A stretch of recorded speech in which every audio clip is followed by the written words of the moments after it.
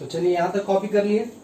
अब आपको हम बताते हैं special formula, special formula of concentration term. Special formula क्या है कि जब आपको मास बेस कॉन्सेंट्रेशन टर्म और वॉल्यूम बेस कॉन्सेंट्रेशन टर्म को क्या करना है, इंटर कन्वर्ट करना है। इंटर कन्वर्ट का मतलब क्या है कि अगर आपको डेंसिटी ऑफ सॉल्यूशन गिवन है और वॉल्यूम बेस कॉन्सेंट्रेशन टर्म आपको दे दिया है, या mass base concentration term any one mass concentration term दे दिया, या any one volume base concentration term दे दिया, ठीक है, और डेंसिटी दे दिया, तो कोई भी टर्म आपसे कॉन्सेंट्रेशन टर्म पूछा सकता है। तो उसके लिए आप स्पेशल फॉर्मूला आप अगर याद रखते हो तो अच्छी बात है, क्योंकि स्पेशल फॉर्मूला से होता क्या है कि कॉम्प्लिकेटेड क्वेश्चन आपका 1 लाइन 2 लाइन में आपका बन जाता है, ठीक है। तो बड़े बड़े क्वेश्चन नीट में, जेईई मेंस में, एडवांस में ये हेल्प करता है। तो स्पेशल फॉर्मूला आप याद रखो तो ज्यादा बेटर है, ठीक है। तो 5-6 स्पेशल फॉर्मूला को याद रखेंगे। आपको सब बेसिक कॉन्सेप्ट में बताए थे, यहाँ फिर से बता रहे हैं, ध्यान रखेंगे आप लोग, जैसे काफी अच्छे अच्छे क्वेश्चन बनते हैं। देखिए क्या है स्पेशल फॉर्मूला, लिखिए आप लोग एक लाइन में।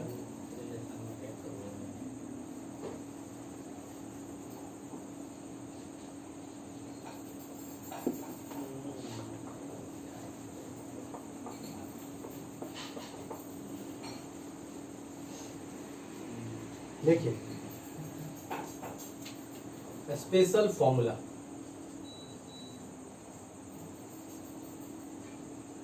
सबसे पहले स्पेशल फॉर्मूला जो है वो percentage W by V is equal to percentage W by V is equal to percentage W by W into density. ये आपस में इंटर कन्वर्ट हो सकता है। Percentage W by V is equal to हम लोग लिख सकते हैं क्या, percentage W by W into density. ये ध्यान रखिएगा, W बाई V क्या है, वॉल्यूम बेस्ड कॉन्सेंट्रेशन टर्म है। W percentage W by W क्या है, मास बेस्ड कॉन्सेंट्रेशन टर्म है। D क्या है हमारा, डेंसिटी है। D हमारा किसमें है, डेंसिटी है, डेंसिटी है। ये ध्यान रखिएगा, ठीक है। आप चाहो तो इसको प्रूव भी कर सकते हो, बड़ा सिंपल है। इसको लेके इससे प्रूव कर दो, इसको लेके इससे प्रूव कर सकते हो ना। परसेंटेज W बाई W क्या होता है, weight of solute upon weight of solution into 100 into क्या हो जाएगा, डेंसिटी हो जाएगा। Wait of solute upon weight of solution into 100 और डेंसिटी हो जाएगा। डेंसिटी को नीचे ले आओ, आपको पता है डेंसिटी इक्वल टू क्या होता है, मास अपॉन वॉल्यूम। तो वॉल्यूम इक्वल टू लिख सकते हो मास अपॉन डेंसिटी। हम डेंसिटी को नीचे ले आएंगे तो यहाँ पे आपको देखो weight of solution upon density क्या ले सकते हैं, वॉल्यूम ऑफ सॉल्यूशन, और इंटू 100 रहेगा ही। तो प्रूफ हो गया एक लाइन में। सेकेंड हम लोग molarity is equal to, molarity is equal to, ध्यान रखिएगा, मोलरिटी इज इक्वल टू क्या लिख सकते हैं, और याद रखना डेंसिटी जो है ना ये ग्राम पर ml में रहेगा, इसका यूनिट भी लिख देते हैं, ग्राम पर ml में होना चाहिए, तो ये फॉर्मूला एप्लीकेबल है।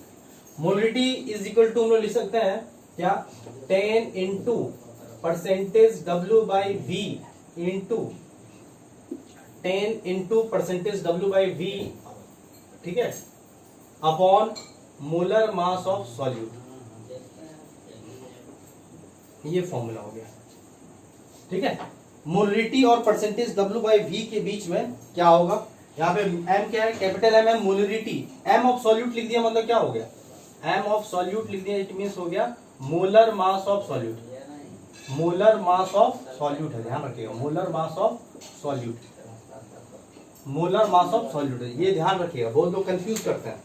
M ऑफ सॉल्यूट मतलब मोलर मास ऑफ सॉल्यूट, बड़ा सिंपल चीज है। परसेंटेज W बाई V समझ में आ रहा है, M कैपिटल केवल M लिख दिए, कैपिटल M तो मोलरिटी है, M ऑफ सॉल्यूट लिख दिए तो मोलर मास ऑफ सॉल्यूट है, M ऑफ सॉल्वेंट लिख दिए तो मोलर मास ऑफ सॉल्वेंट है। ये आपका इसको इससे प्रूफ कर सकते हो, ये इसको लेके इसको यहां से प्रूफ कर सकते हो, अब करके देखना प्रूफ हो जाएगा।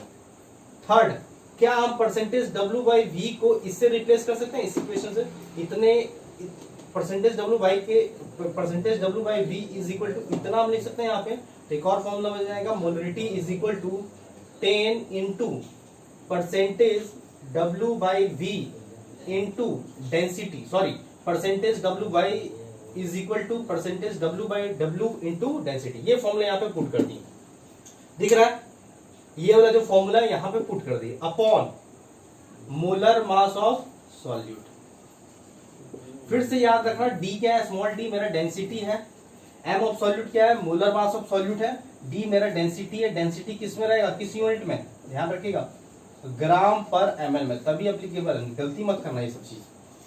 फोर्थ हो जाएगा मोलरिटी और मोलिलिटी में भी रिलेशन होता है।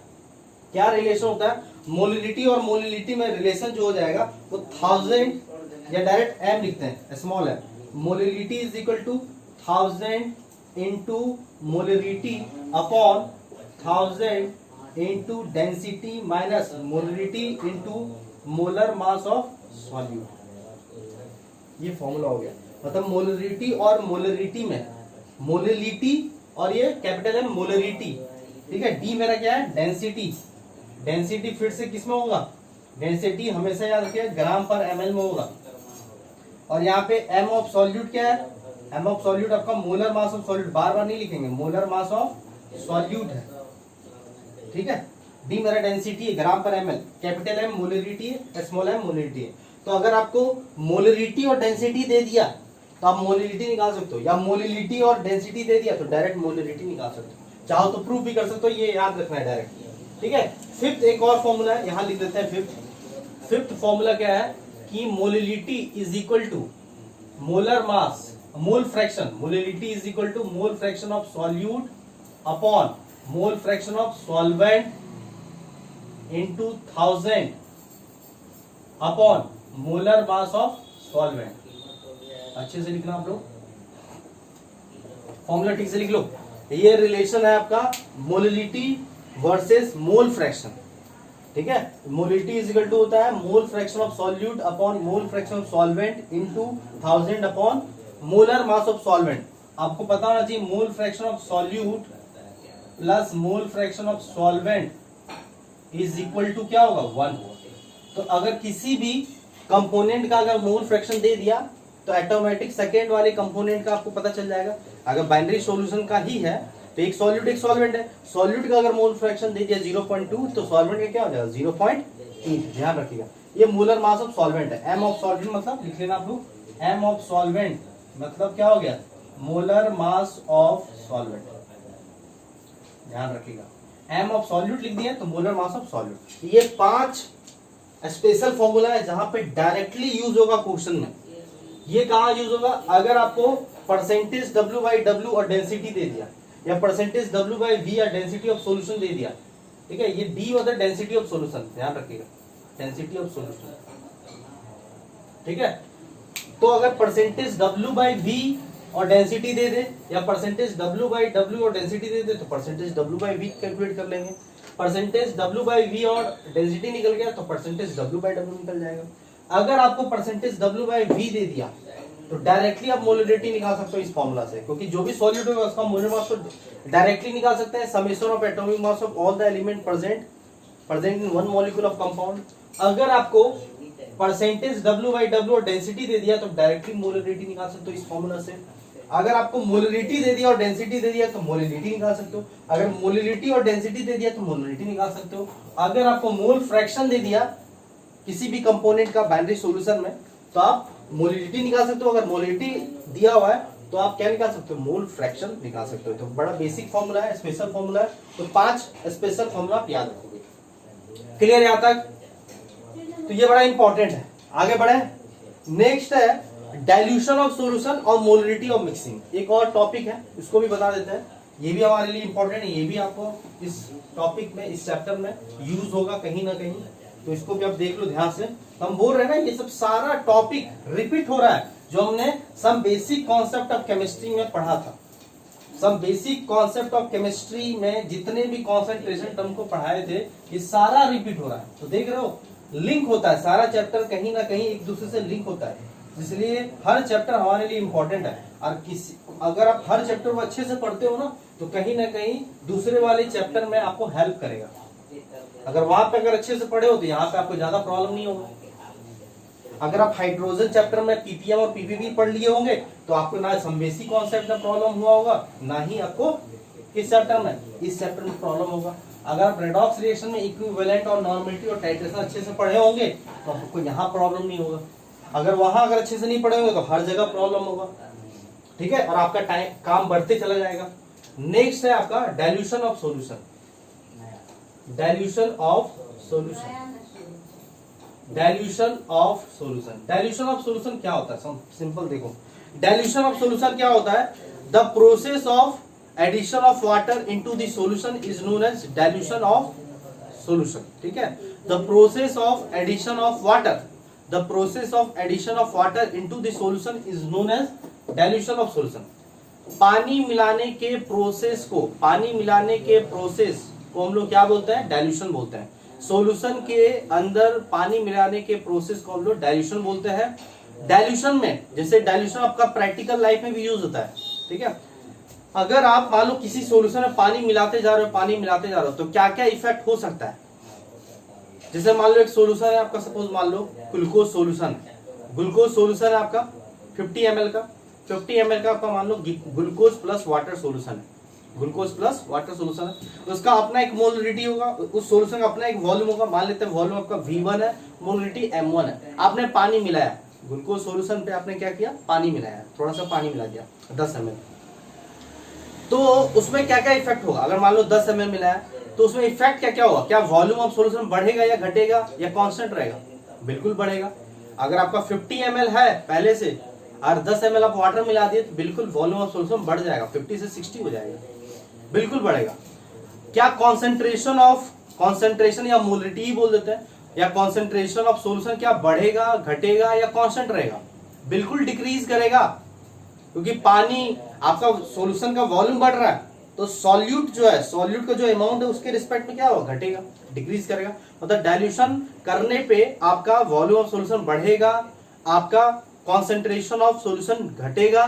क्या number of moles of solute, number of moles of solute क्या होगा? Number of moles of solute after the dilution, क्या वो घटेगा, बढ़ेगा या कांस्टेंट रहेगा? तो ध्यान रखिएगा, यही कॉन्सेप्ट है डाइल्यूशन का कि number of moles of solute remain constant. मतलब मिलाने से पहले, बिफोर डाइल्यूशन और आफ्टर डाइल्यूशन, वो नंबर ऑफ सॉल्यूट, क्योंकि आप तो ग्लूकोज थोड़ी ना मिला रहे हो, ग्लूकोज प्लस वाटर के सॉल्यूशन में सिर्फ वाटर मिलाते जा रहे हो। ग्लूकोज तो एज इट इज मिलाने से पहले जितना था नंबर ऑफ मोल्स, वो मिलाने के बाद, पानी मिलाने के बाद भी उतना ही रहेगा ना, तो वो तो चेंज नहीं आएगा।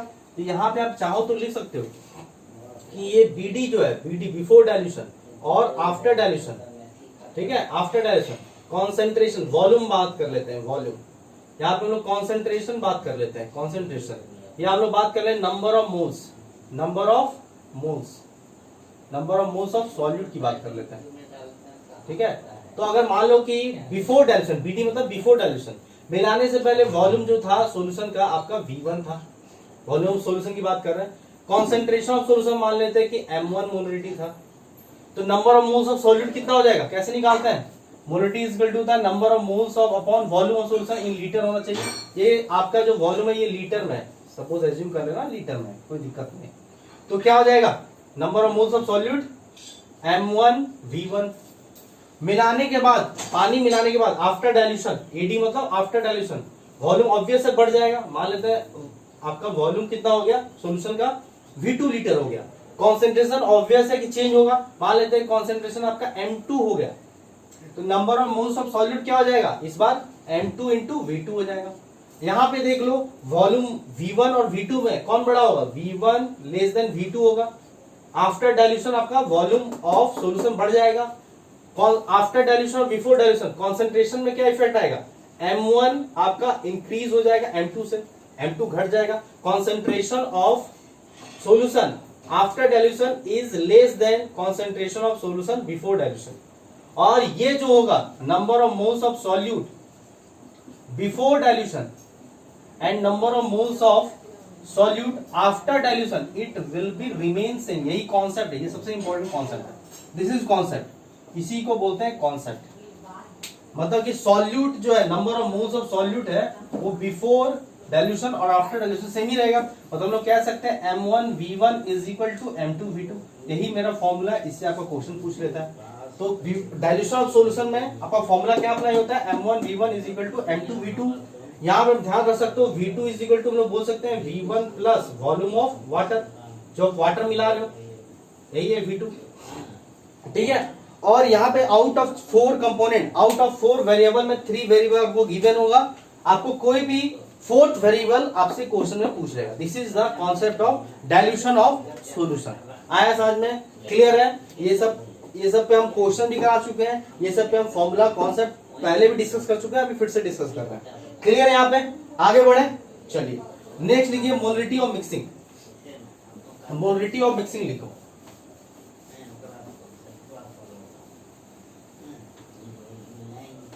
मोलरिटी ऑफ मिक्सिंग लिखेंगे आप, molarity of mixing, molarity of mixing.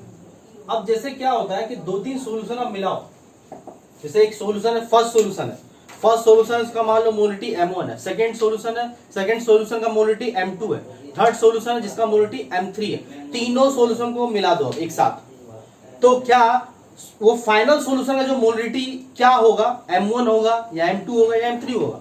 तीनों में कोई भी नहीं होगा। उस तीनों का क्या होगा, उस तीनों का जो आपका रिजल्टेंट मोलरिटी जो होगा, उस तीनों सॉल्यूशन को मिलाने के बाद जो रिजल्टेंट कॉन्सेंट्रेशन होगा, जैसे कि मान लो कि आप पार्टी उटी करते हो, बर्थडे पार्टी करते हो, आप लोग 5-6 तरह का क्या ले आते हो, कोल्ड ड्रिंक। जैसे थम्स अप ले आया 1 लीटर, आपने स्प्राइट ले आया, माउंटेन ड्यू ले आया या स्लाइस ले आया, 4-5 तरह का कोल्ड ड्रिंक ले आया। और लास्टली जब पार्टी खत्म हुआ तो देखते हो क्या होगी कि कोल्ड ड्रिंक जो है आपका 1 लीटर में थोड़ा थोड़ा कोल्ड ड्रिंक बच जाता है, हल्का हल्का कोल्ड ड्रिंक नीचे में बच जाता है, ऑब्वियस ऐसा होता है। और लास्टली जब चले जाते हैं सारे गेस्ट लोग, तो हम लोग क्या करते हैं, वो सारे बोतल से थोड़ा थोड़ा जो कोल्ड ड्रिंक बचा हुआ है, वो सारे थोड़े थोड़े कोल्ड ड्रिंक को एक ग्लास में निकाल लेते हैं। हमने थोड़ा सा थम्स अप का देखा, निकाल लिया, स्प्राइट का निकाल लिया, स्लाइस का निकाल लिया, आपका माउंटेन ड्यू का निकाल लिया। उसके बाद हम लोग पीते हैं, तो पीने के बाद क्या आपको उस कोल्ड ड्रिंक का टेस्ट जो है, क्या वो थम्स अप जैसा लगता है क्या एग्जैक्टली?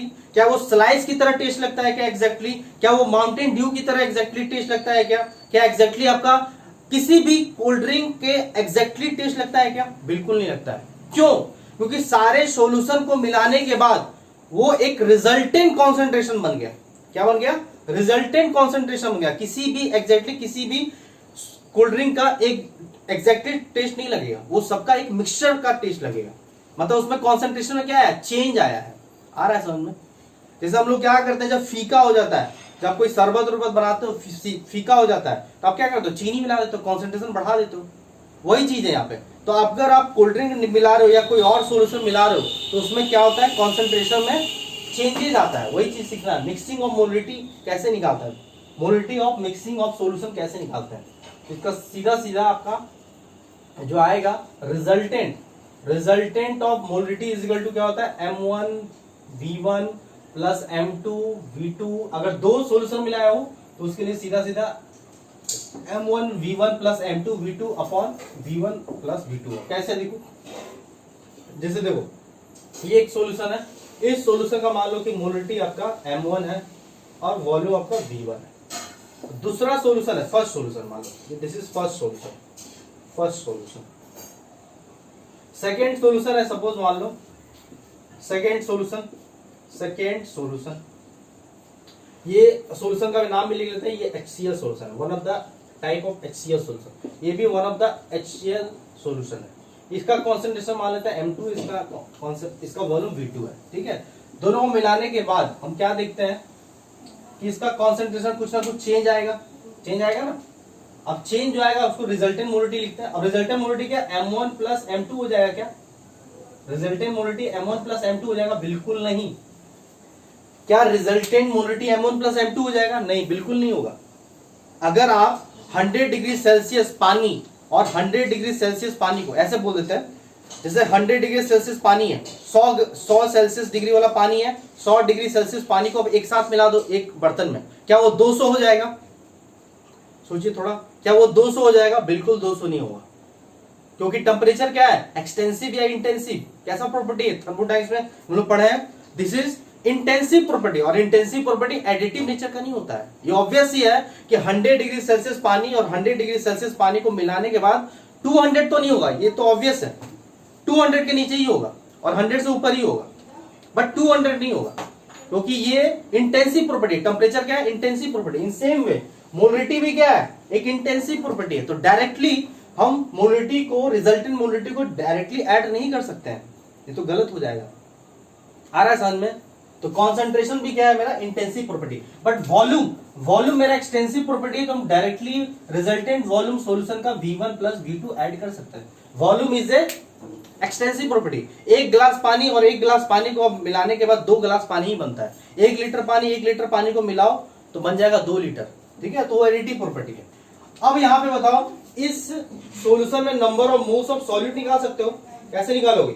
M1 plus V1। इस सॉल्यूशन का आप number of moles of solute निकाल सकते हो, कैसे निकालोगे?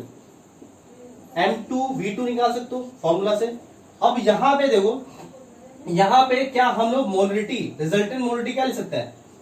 Number of moles of solute, number of moles of solute of resultant solution upon volume of resultant solution. तो MR रिजल्टेंट मोलरिटी क्या हो जाएगा? Number of moles of solute क्या हो जाएगा? ये नंबर ऑफ मोल्स क्या एक्सटेंसिव प्रॉपर्टी है, तो ऐड कर सकते हैं directly. M1 V1 plus M2 V2 upon VR क्या आ गया? V1 plus V2। इस तरह से हम लोग रिजल्टेंट सॉल्यूशन का मोलरिटी निकालते हैं। तो अगर 4-5 भी सॉल्यूशन मिला दें, रिजल्टेंट मोलरिटी क्या हो जाएगा? M1 V1 plus M2 V2 plus M3 V3 plus M4 V4 and so on, इस तरह से। एंड नीचे क्या हो जाएगा? V1 plus V2 plus V3 plus V4 plus so on, इस तरह से निकाल सकते हैं। तो अगर आपको रिजल्टेंट मिक्सिंग ऑफ सॉल्यूशन का मोलरिटी निकालना है तो सीधा सीधा M1 V1 plus M2 V2 upon V1 plus V2। अगर 3 सॉल्यूशन है तो M1 V1 plus M2 V2 plus M3 V3 upon V1 plus V2 plus V3 हो जाए। 4 है तो 4 के लिए कर दो, आया समझ में? बट यहाँ पे एक कंडीशन है, क्या हर केस में हम लोग ये फॉर्मूला अप्लाई कर सकते हैं? नहीं। मोलरिटी और मिक्सिंग ऑफ सॉल्यूशन का फॉर्मूला हम लोग कुछ कंडीशन बेस्ड में कर सकते हैं। ऐसा सॉल्यूशन, ऐसे मिक्सिंग ऑफ सॉल्यूशन के लिए अप्लाई करेंगे मोलरिटी जो सॉल्यूशन आपका क्या हो? रिएक्टिव ना हो। लिख लीजिएगा, इसे हम लिखवाएंगे पहले कि दो solution which are not reactive. ये नहीं कि मिलाया और कुछ अलग ही रिएक्शन होकर कुछ और ही बना लिया, तो उस केस में हम लोग अप्लाई नहीं कर सकते। व्हिच आर नॉट रिएक्टिव और सेम नेचर का होना चाहिए, सेम नेचर का होना चाहिए, वहां पे अप्लाई कर सकते हैं। या एटलीस्ट 1 आयंस उसमें कॉमन होना चाहिए, एटलीस्ट 1 आयंस कॉमन होना चाहिए उस दोनों सॉल्यूशन के बीच में या तीनों सॉल्यूशन के बीच में, या सेम नेचर का होना चाहिए, या रिएक्ट नहीं होना चाहिए। आया समझ में? उस केस में हम लोग मोलरिटी और मिक्सिंग ऑफ सॉल्यूशन अप्लाई करते हैं। अगर रिएक्ट कर जाएगा तो फिर हम लोग स्टैक्योमेट्रिक कॉन्सेप्ट वाला फॉर्मूला या कॉन्सेप्ट हम लोग यूज करेंगे। तो ये सारा कॉन्सेंट्रेशन टर्म मैंने क्लियर कट बता दिया आपको। इससे रिलेटेड न्यूमेरिकल्स है, उसको भी हम लोग डिस्कस करेंगे थोड़ी देर में। तो पहले इतना इसको कॉपी कर लो, 1-2 हम लोग कर लेंगे, बाकी हम लोग प्रैक्टिस कर सकते हो। या आप हमारा सम बेसिक कॉन्सेप्ट केमिस्ट्री का टॉपिक देखो, मैंने आपको कॉन्सेप्ट बता दिया, उससे जितना भी न्यूमेरिकल्स है सॉल्व कर सकते हो, ठीक है। अब एक बार टॉपिक देखो, जितना भी आपको न्यूमेरिकल्स कराए हैं बुक में, जितना न्यूमेरिकल्स है या इस चैप्टर में एनसीईआरटी बुक में या डीबीपी में या प्रीवियस ईयर में जितना भी कॉन्सेंट्रेशन बेस्ड न्यूमेरिकल्स आता है उसको आप लेके सॉल्व करो, बिल्कुल सॉल्व होगा, क्योंकि सारा कॉन्सेप्ट बता दिए A to Z, तो सॉल्व होगा, ठीक है। तो इसको पहले कॉपी करो, 1-2 देखते हैं न्यूमेरिकल भी सॉल्व कराते हैं इस पे, ठीक है। तो 1-2 को इस पर न्यूमेरिकल्स भी देख लेते हैं, बहुत सिंपल न्यूमेरिकल्स आते हैं, बिठा दें यहाँ पे। चलिए आगे बढ़ते हैं।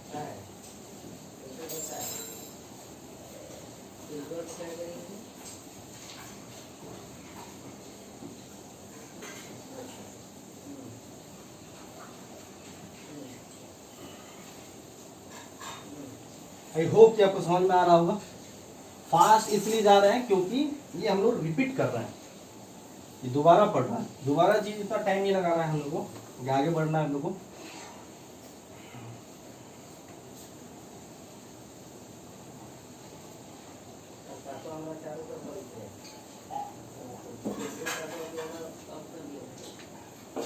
देखिए एक क्वेश्चन लिखते हैं सिंपल सा। When 30 gram of urea dissolved, when 30 gram of urea are dissolved into 45 gram of water, then calculate percentage W by W पहला, then calculate then calculate percentage W by W,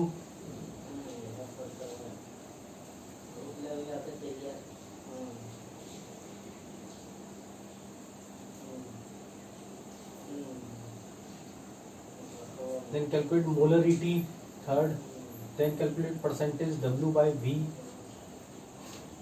एक और चीज लिख लीजिएगा, density of solution given है and density of solution is given for this, density of solution is given कितना है लिख लेते हैं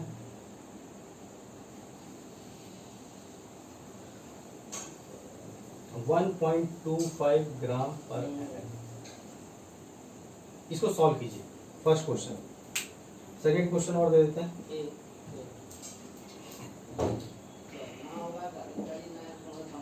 If 53 gram Na2CO3 is mixed with 500 ml of water, देख लो, if 53 gram of Na2CO3 is dissolved or mixed in 500 ml of solution,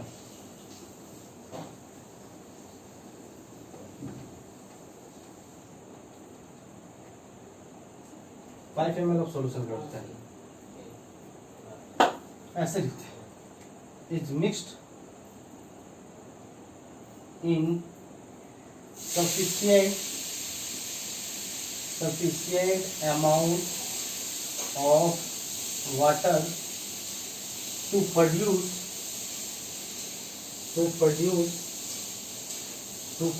500 ml solution, ठीक है। then calculate molarity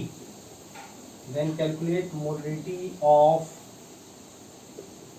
Na2CO3 पहला, second calculate sodium ion, then calculate carbonate ion, इसका पूछ सकता है concentration into the solution।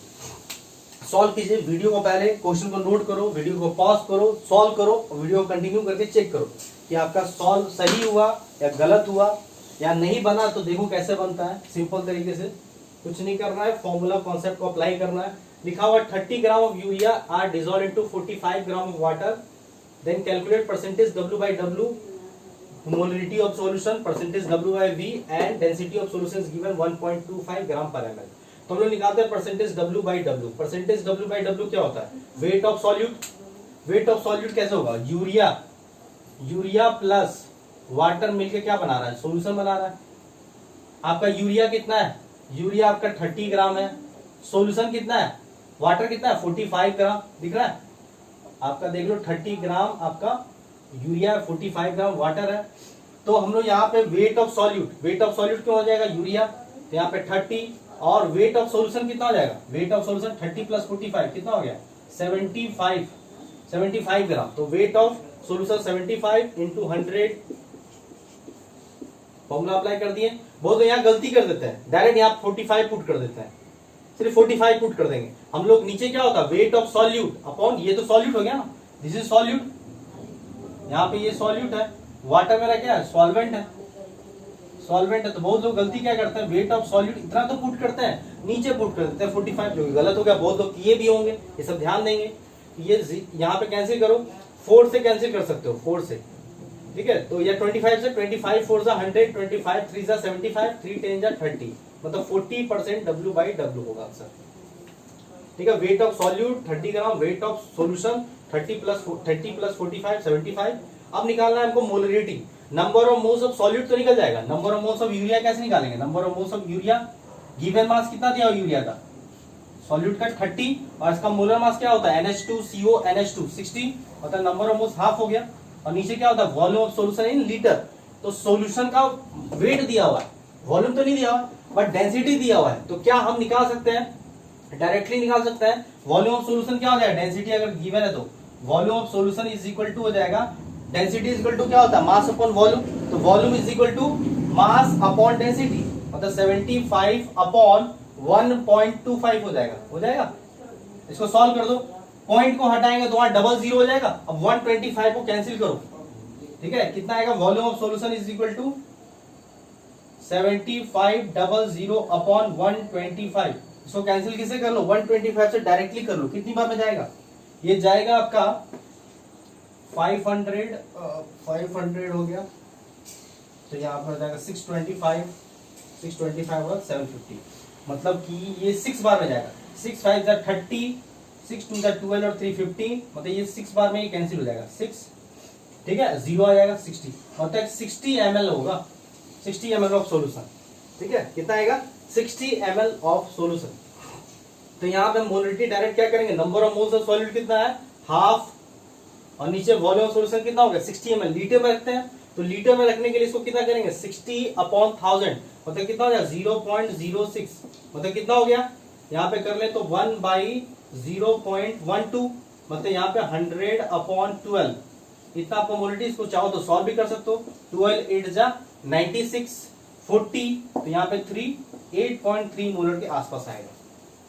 Percentage W/V भी निकाल सकते हैं। परसेंटेज W/V कैसे निकालेंगे, वेट ऑफ सॉल्यूट कितना है 30 और वॉल्यूम ऑफ सॉल्यूशन कितना है 60 ml, तो 30 अपॉन 60 निकाल लें, यहाँ पे साइड में कर देते हैं। Percentage W/V is equal to weight of solute कितना है 30 ग्राम, वॉल्यूम ऑफ सॉल्यूशन कितना है निकाल चुके हैं 60 इंटू 100, तो कितना हो जाए, 0 0 कैंसिल, 3 2 30, 3 2 6, 2 50 100, मतलब 50% आपका आ जाएगा W/V, ये आंसर आ गया, 50% आएगा। आ रहा है समझ में सभी को, ये मोलरिटी इतना आ जाएगा, आपका परसेंटेज W/W कितना आ जाएगा 40%। क्लियर है यहां तक, बोलिए। अब चाहो तो शॉर्टकट फॉर्मूला, स्पेशल फॉर्मूला से भी जा सकते हो, आपको डेंसिटी दिया हुआ है, आप परसेंटेज W/W निकाले तो डायरेक्ट मोलरिटी निकाल लोगे, देखो हम शॉर्टकट से ही बता देते हैं आपको, शॉर्टकट से भी चाहो तो सॉल्व कर सकते हो।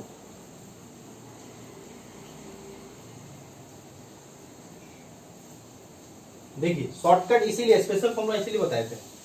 सॉल्यूशन आपका तो परसेंटेज W/W कितना है 40, आपको मोलरिटी निकालना है, तो मोलरिटी इज इक्वल टू क्या होता है, या परसेंटेज W/V निकाले पहले, percentage W/V is equal to क्या होता है, परसेंटेज W/W इंटू डेंसिटी, तो कितना है 40, डेंसिटी कितना है 1.25, इसको मल्टीप्लाई कर लो, मल्टीप्लाई कर सकते हो, तो कितना हो जाएगा 4 5 20, 2 कैरी 4 2 8, तो कितना हो जाएगा 4 2 8 10, 1 कैरी 4 1 5, और यहाँ पे 0, डबल के लिए यहाँ पे 50 हो जाएगा, देख लो जब आया सभी, तो यही आया होगा आंसर, उस बार भी यही आंसर आया था 30, हाँ 50 आ गया, मल्टीप्लाई कर तो 50 आ गया, ये पहला हो गया, ये थर्ड हो गया। अब अगर आपको निकालना है मोलरिटी, तो मोलरिटी सेकंड इक्वल टू क्या होता है, देख लो, आप लिखते हो क्या 10 इंटू परसेंटेज W/V कितना आ गया 50 अपॉन क्या लिखते हो मोलर मास ऑफ सॉल्यूट कितना होता है 60, तो देख लो कितना हो जाएगा, ये 0 0 कैंसिल, तो 50 अपॉन 6, तो कितनी बार देखो 6 8 जा 48 30, 6 8 जा 48, तो 50 में 48 गया तो 220, तो कितनी बार दोगे 18, 8.3 मोलर आया, तो देखो आया समझ में, क्लियर हुआ। तो इस तरह से आप स्पेशल फॉर्मूला से भी जा सकते हो, या आपका जो कॉन्सेप्ट वाला फॉर्मूला उससे भी जा सकते हो। क्लियर, यहाँ पे मिटा दें, कॉपी कर लीजिए जल्दी से, आगे बढ़ते हैं। तो इस तरह से क्वेश्चन आपका सॉल्व कर सकते हैं हम लोग। तो इस तरह से जितना भी क्वेश्चन आएगा, जितने भी फॉर्मूला बताए हैं, जितने भी कॉन्सेप्ट बताए, उसी को अप्लाई कीजिए, स्पेशल फॉर्मूला को अप्लाई कीजिए, इसको सॉल्व करते हैं। सॉल्यूशन आपको दिया हुआ 53 ग्राम Na2CO3 को मिलाए हम लोग सफिशिएंट अमाउंट ऑफ वाटर में, बन गया सॉल्यूशन।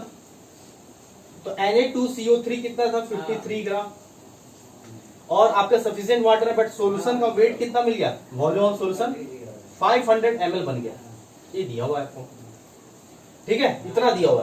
तो अब हमको क्या निकालना है, मोलरिटी। तो सबसे पहले मोलरिटी निकाल लेते हैं Na2CO3 का। Na2CO3 का मोलरिटी कैसे निकालोगे, number of moles of Na2CO3, तो कैसे निकालोगे 53 अपॉन इसका मोलर मास कितना होता है 106 अपॉन वॉल्यूम ऑफ सॉल्यूशन कितना 500 ml, मतलब कितना हो गया 500 ml, मतलब हाफ लीटर, हाफ लीटर में लिख सकते हैं 0.5, इसको कैंसिल करो 2 बार आ जाएगा, ये कितना हो जाएगा 1 बाई कितना हो जाएगा 1/2 इंटू 0.5, तो कितना हो गया 10, मतलब 1 हो जाएगा, मतलब ये 2 इंटू 0.5 10 हो जाएगा, तो 10 हो जाएगा, मतलब कि ये हो गया 1 मोलर Na2CO3 का। अब देखो यहाँ पे पहला आ गया Na2CO3 को अगर ब्रेक करते हो, पानी में डालोगे, पानी में जैसे ही डालोगे टूट जाएगा ना, ये टूटा हुआ रहेगा 2Na प्लस और CO3 माइनस 2 का डिसोसिएट होगा, कंप्लीट डिसोसिएट, क्योंकि ये मेरा क्या स्ट्रॉन्ग इलेक्ट्रोलाइट है, आयनिक इक्विलिब्रियम में पढ़े होंगे। अब ये आपका 1 मोलर प्रोड्यूस करेगा, ये कितना है आपका 1 मोलर, तो ये कितना प्रोड्यूस करेगा 2 इंटू 1:2:1 का रेशियो, तो 2 इंटू 1 और ये आपका 1, मतलब ये आपका प्रोड्यूस करेगा 2 मोलर और ये प्रोड्यूस करेगा 1 मोलर। यही तो पूछ रहा था आपसे कि बताओ Na प्लस का कॉन्सेंट्रेशन क्या होगा, तो ये हो जाएगा 2 मोलर, CO3 माइनस 2 का क्या मोलर होगा, तो ये हो जाएगा 1। इस तरह से सारा क्वेश्चन हम लोग एक एक करके सॉल्व कर सकते हैं, ठीक है। तो बड़ा सिंपल है, अगर आपको कॉन्सेप्ट, फॉर्मूला, स्पेशल फॉर्मूला सारा कुछ पता है तो इससे रिलेटेड, कॉन्सेंट्रेशन टर्म से रिलेटेड जितना भी क्वेश्चन आएगा उससे बाहर तो नहीं जाएगा। अगर जितना मैं बता दिया उतना आपको समझ में आ गया, दिमाग में घुस गया है, प्रैक्टिस कर ली हो, कुछ इंपॉर्टेंट क्वेश्चन को प्रैक्टिस कर ली हो, स्पेशल फॉर्मूला ध्यान है, तो इससे रिलेटेड, इस टॉपिक से रिलेटेड जितना भी क्वेश्चन आएगा गारंटी है कि आपसे बनेगा, ठीक है। तो इसको कॉपी कीजिए, फिर आगे हम लोग बढ़ते हैं, ठीक है।